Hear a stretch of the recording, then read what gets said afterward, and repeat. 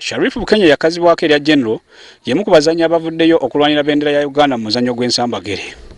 Bukenya alina ennwana nnya era tawangulwangamu ate munne bagenda okumeggana Jusira okuva e Finland alina enzannya 16 yakawangulwamu 3.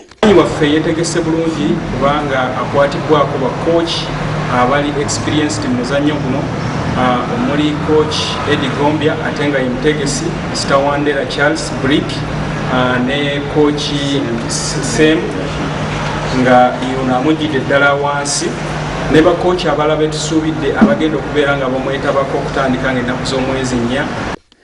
Okusinziira ku bategesi, Bukenya wakuyingira enkambi nga February 4 ku Centenary Park era wakugezesebwa n'abazannyi ab'enjawulo.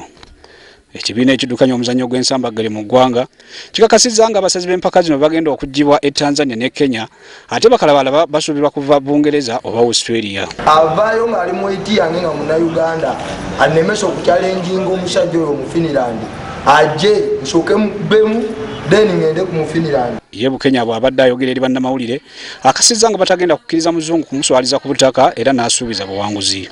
Wano wakungidde abawagizi b'okujja mu bungi ku lunaku lwe bagenda okumeggana gye Jusira ku Freedom City e Namasuba.